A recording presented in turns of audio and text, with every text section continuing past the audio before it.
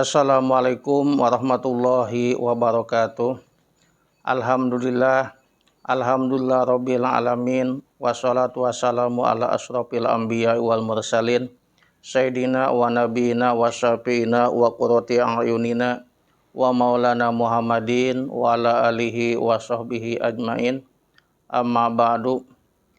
Para pemirsa yang budiman, sahabat Ustadz Kampung DMT yang saya cintai, mudah-mudahan semua pemirsa diberikan kesehatan oleh Allah Subhanahu wa Ta'ala, dijembarkan rezeki, dijauhkan dari balahi, dan mudah-mudahan dipanjangkan umurnya oleh Allah Subhanahu wa Ta'ala. Saya akan memberikan tausiah untuk melanjutkan kajian bab wudu kemarin, yaitu fardunya wudu.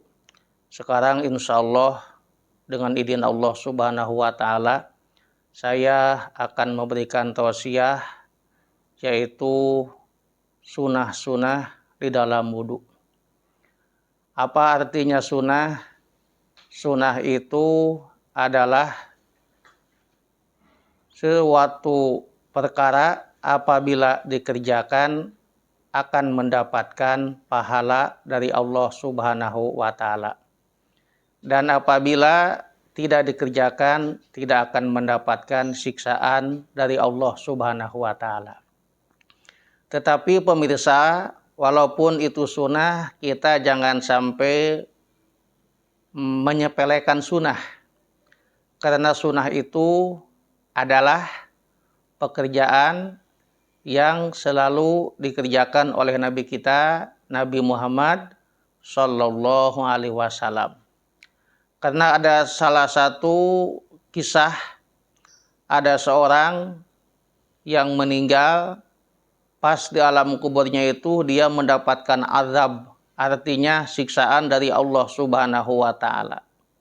Ternyata orang itu yang mendapatkan siksaan kubur itu orang yang waktu di dunianya dia suka menyepelekan sunah-sunah Rasulullah Shallallahu Alaihi Wasallam.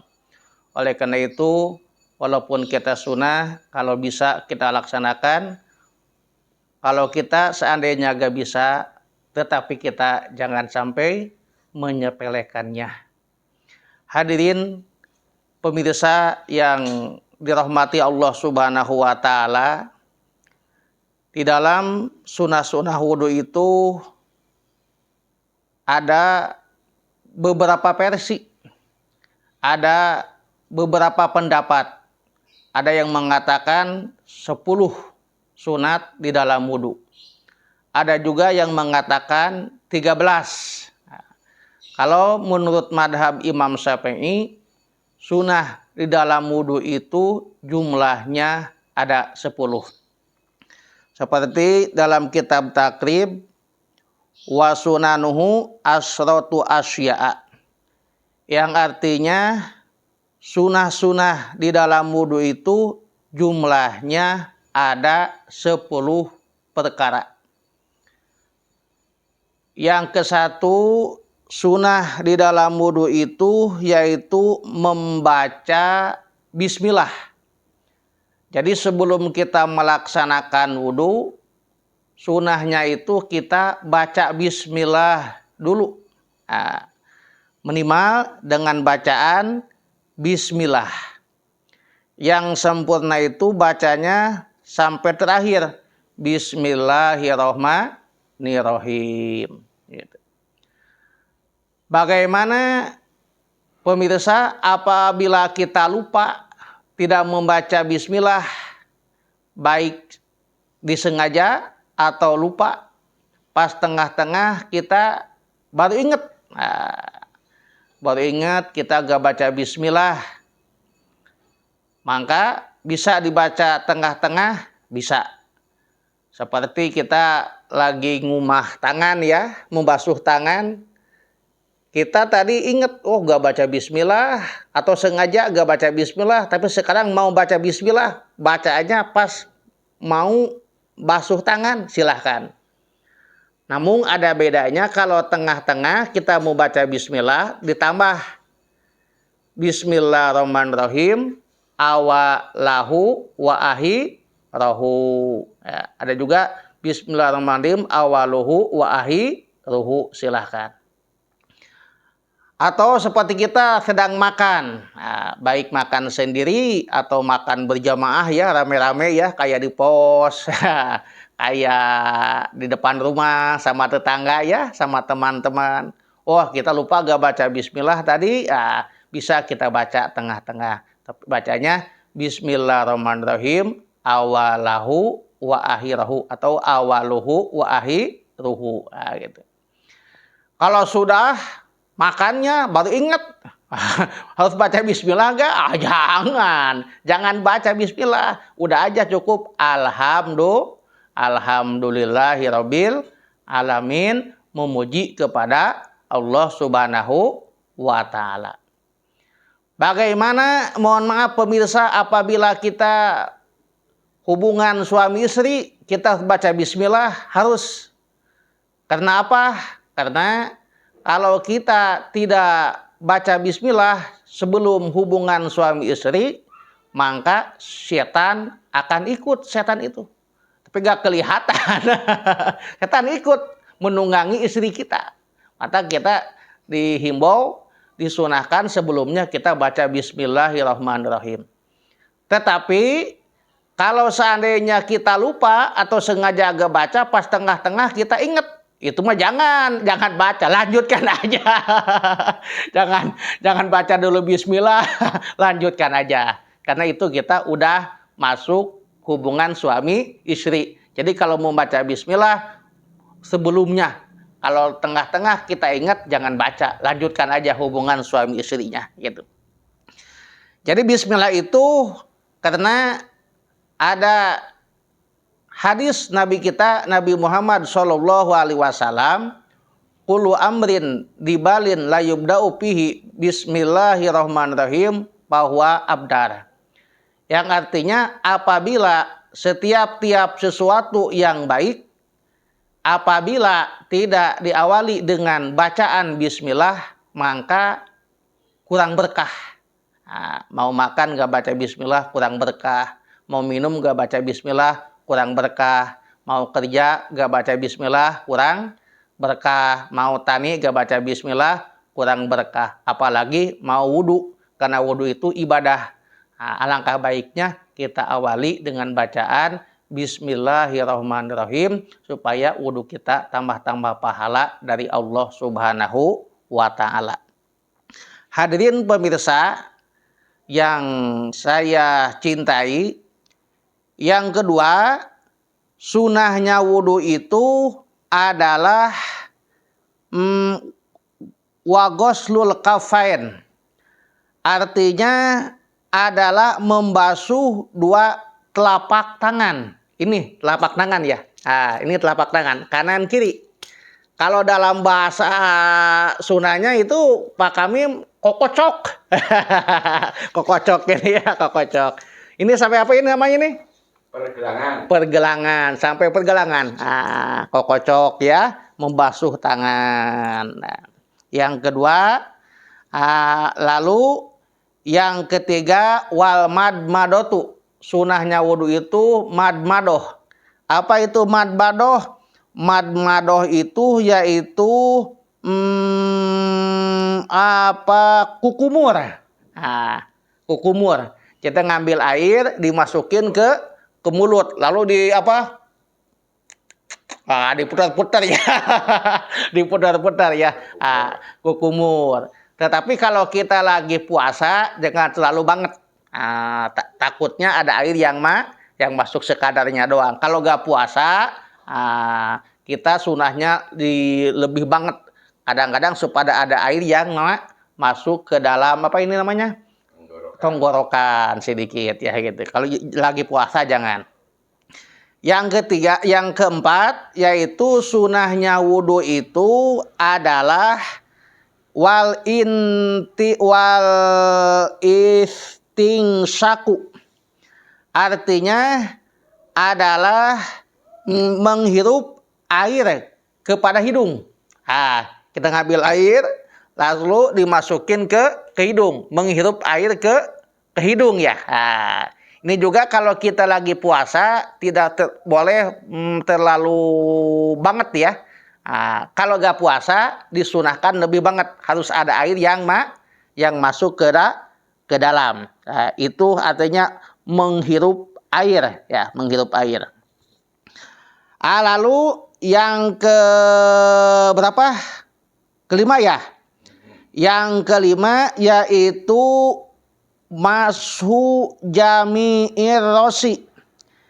Artinya mashu itu mengusap. Kalau membasuh bahasa Arabnya goslu. Ya, kalau mengusap masuk. Jadi masuk bahasanya. Jadi mengusap semua kepala. Kepala ini ya, semuanya diusap.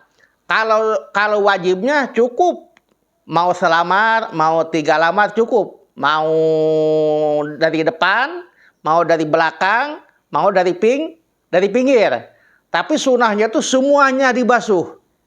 Itu madhab Imam Syafi'i. Tapi diusap semuanya dari depan sampai ke belakang.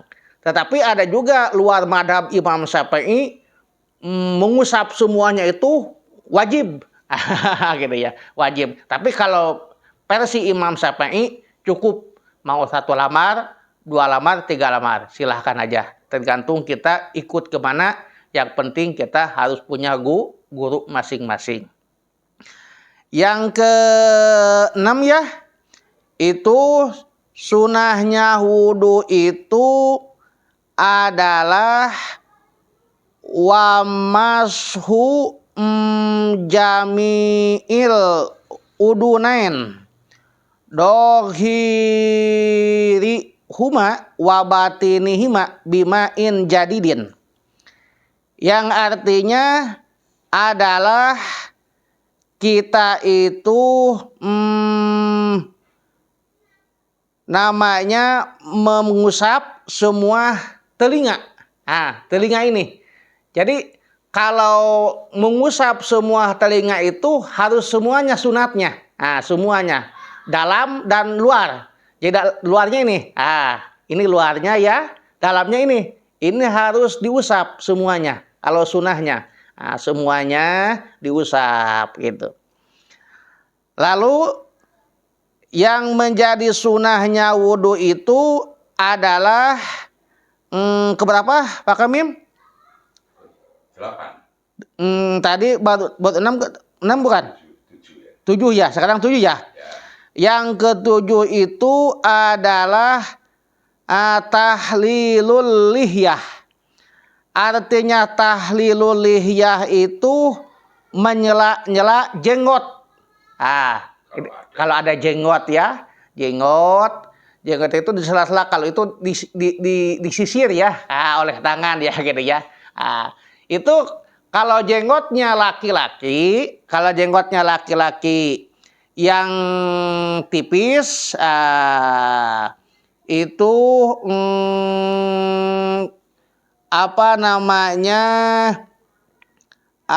jenggotnya laki-laki itu sunat. Laki-laki itu sunat. Sunat disisir, di sela-sela ya jenggotnya. Bagaimana kalau perempuan? Kalau perempuan mau jenggot kandel, mau jenggot tipis wajib. Kenapa? Karena perempuan sebanyaknya jenggotnya tidak akan seperti jenggot laki-laki. Kadang-kadang kalau laki-laki jenggot panjang, bulunya. Tapi kalau perempuan, walaupun perempuan ada juga yang berjenggot, tapi tidak seperti jenggotnya laki-laki ya gitu ya. Tidak akan seperti jenggotnya laki. Jadi wajib kalau perempuan itu menyisir jenggot atau menyela-nyela jenggot, hukumnya wajib. Tapi kalau laki-laki, kalau itu yang tipis sunat ya, sunat. Cuma sunat. Lalu sunahnya wudhu itu yaitu adalah watahlilu asobi'il yadaini warijlen. Artinya adalah membasuh sela-sela jari tangan. Nah, ini. Nah, jadi membasuh sela-sela jari tangan. Nah, ini ya. Nah, kanan-kanan atau tangan kiri. Itu harus dibasuh. Nah, lalu kaki juga sama. Jadi membasuh sela-sela jari tangan atau jari kaki. Jadi gini ya. Harus di apa Pak Kamil namanya? Direnggangkan ya. Direnggangkan supaya bisa ke kumbah ya.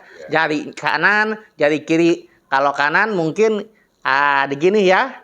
Oleh jari kiri, kalau jari kiri gantian oleh jari kanan. Kalau kaki sama tangan ya gitu ya gitu. Itu sunahnya. Lalu watak di mulyumna alal yusro. Artinya sunahnya wudhu itu adalah mendahulukan yang kanan, mengakhiri yang kiri. Itu ya. Kayak kita membasuh tangan, sunahnya yang kanan dulu, lalu yang kiri. Kalau seandainya mau yang kiri dulu, tuh yang kanan silahkan. Tapi sunahnya kanan, lalu kiri. Kaki juga yang kanan dulu, lalu yang kiri. Itu sunahnya. Tidak wajib, cuma sunah gitu ya. Kalau mau dibalikin silahkan, tapi kita tidak akan mendapatkan pahala sunah gitu ya. Lalu pemirsa yang mulia, yang dirahmati Allah Subhanahu wa taala, sunahnya wudhu itu kesembilan wa toharatu salasan. Artinya kita menyucikan itu harus 3 kali. Kayak membasuh wajah. Yang wajibnya itu menurut versi Imam Syafi'i 1 kali. Jadi sunahnya 3 kali. Kalau 2 bagaimana? Gak apa-apa, tapi tidak mendapatkan pahala sunah. Tapi kalau pengen mendapatkan pahala sunah, membasuh muka 3 kali. Membasuh tangan 3 kali. Membasuh kaki 3 kali. Dan tadi membasuh telapak tangan 3 kali. Lalu tadi kukumur 3 kali sunahnya. Lalu menghirup air ke hidung 3 kali sunahnya ya. Lalu mengusap rambut 3 kali. Mengusap 2 telinga 3 kali. Jadi semuanya itu 3 kali. Supaya apa? Supaya kita mendapatkan pahala sunah dari Allah Subhanahu wa taala. Lalu yang terakhir, yang ke-10, itu sunahnya wudhu itu wal muwalatu. Artinya wal muwalatu itu harus berturut-turut. Dari anggota wudhu ke anggota wudhu yang lain. Contohnya gini, kita membasuh muka. Sesudah membasuh muka, lalu membasuh tangan. Dari membasuh muka ke membasuh tangan itu harus mualah sunatnya. Artinya harus berturut-turut. Jangan kita berhenti dulu, wudhu dulu, ngopi dulu, apalagi makan dulu, berbicara dulu. Harus dilanjutkan, itu sunahnya. Nih, sebentar Ustaz, ada pertanyaan nih. Pas air habis. Ya, gak apa-apa. Kalau umpamanya air kita habis, kita dihidupkan dulu sanyonya. Gak apa-apa. Gitu. Berarti itu namanya tidak berturut-turut ya? Ya, tidak berturut-turut. Karena ada jeda. Ada jeda. Karena berturut-turut itu sunah, tidak wajib. Apalagi darurat, tadi airnya habis, atau ada gangguan, ada yang nanya, gak apa-apa gitu. Itu sunah. Jadi sunahnya itu harus patokan itu berturut-turut itu jangan sampai putus. Jangan sampai tadi kita membasuh wajah dengan lalu ke tangan, basuhan wajah itu sampai kering. Sampai kering sendiri, bukan kering karena dilap ya. kering sendiri. Nah, jangan sampai patokannya. Ya kemungkinan kalau kering dari membasuh wajah ke kanan berapa menit paling perkiraan? 10 menit. 10 menit. Nah, jangan lebih dari 10 menit. Gitu ya. Jangan sampai kering dulu lalu kita basuh tangan gitu. Itu sunnah mualah itu kalau bagi orang yang tidak mempunyai penyakit. Nah, penyakit kayak orang yang punya penyakit apa? Beser. Beser itu ada 3. Ada beser selalu kencing melulu. Nah, ada beser kentut melulu, kentut dat ditut. Sedikit-dikit hitut, sedikit-dikit hitut. Ada juga beser yang ketiga modal wae gitu. Buang BAB melulu, sedikit-dikit BAB itu darurat. Itu kalau yang darurat itu yang punya penyakit beser tadi, itu wudunya itu mualahnya itu wajib. Jadi berturut-turutnya itu wajib, bukan sunat lagi. Nah, kalau yang sunat itu bagi orang yang normal, yang biasa-biasa. Kalau yang punya penyakit beser, itu mualahnya itu jadi wajib. Nah, hadirin pemirsa yang dirahmati Allah Subhanahu wa Ta'ala, jadi jumlah sunah-sunah di dalam wudhu itu jumlahnya semuanya ada 10. Namun harus kita ketahui faidah kita melaksanakan sunah-sunah yang 10 tadi, hikmahnya, faidah itu adalah sesuatu yang dianggap penting, baik ilmu atau harta. Nah, jadi faidah itu sesuatu yang dianggap penting, baik berupa ilmu atau harta dan lain-lainnya. Hadirin pemirsa yang dirahmati Allah, hikmahnya di dalam wudhu kita disunahkan membasuh tadi 2 telapak tangan, lalu tadi kukumur ya, lalu tadi menghirup air ya ke hidung. Itu hikmahnya itu supaya kita bisa mengetahui warna air, sifat-sifat air. Sifat air itu dari warnanya, dari angse, Bau. ini bau ini kayak bau sabun, ada bau apa, besi ya dan sebagainya. Nah, hikmahnya itu supaya kita bisa merasakan warna. Kalau kita dikumur-kumur kadang terasa warna itu rasanya itu air itu rasanya gini ini mah biasanya tawar ini ada asin ada manis, kadang-kadang itu hikmahnya. Dan supaya kita mengetahui air itu robah atau tidak robah itu. Itu hikmahnya kita sebelum wudhu itu yaitu tadi kita membasuh 2 telapak tangan, lalu kita kukumur, lalu kita menghirup air. Dan ada juga sebagian ulama yang mengatakan hikmahnya kita sebelum di dalam wudhu itu membasuh 2 telapak tangan itu karena nanti kita orang yang mukmin takwa yang masuk ke surga, mudah-mudahan kita pemirsa termasuk orang mukmin takwa yang masuk ke surganya Allah Subhanahu wa Ta'ala. Nanti akan makan makanan surga, baik buah-buahan atau makanan yang lain oleh tangan. Jadi tangannya itu harus kita basuh dulu di dunia itu. Lalu hikmahnya kita kukumur, mulut dibasuh. Nanti wal madotu li kalami rabbil alamina.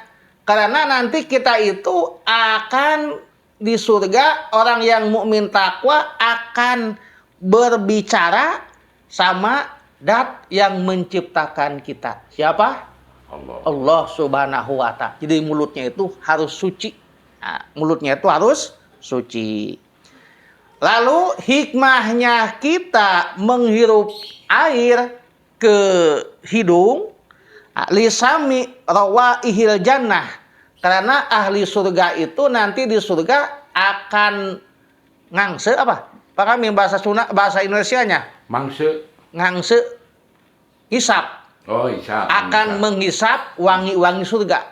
Jadi hidung kita itu nanti di surga insya Allah akan menghisap wangi-wangi surga. Amin. Wanginya surga. Amin. Mudah-mudahan wanginya surga itu beda dengan wanginya dunia. Kalau wanginya dunia ada habisnya. Minyak, kita pakai minyak paling sejam 2 jam udah hilang lagi. Tapi kalau wangi surga alami selamanya akan wangi. Ya, mudah-mudahan pemirsa semuanya kita nanti bisa menghisap wanginya surga gitu. Amin ya Allah ya Rabbal alamin. Lalu hikmahnya kita membasuh muka di dalam wudu karena nanti kita linadri ila wajhillahil karim. Kita akan melihat zat Allah Subhanahu wa taala di surga. Karena kita itu harus meyakini semua orang yang mukmin takwa di surga akan melihat zat Allah. Oh, Pak Kamim, mungkin indahnya luar biasa, nikmatnya luar biasa.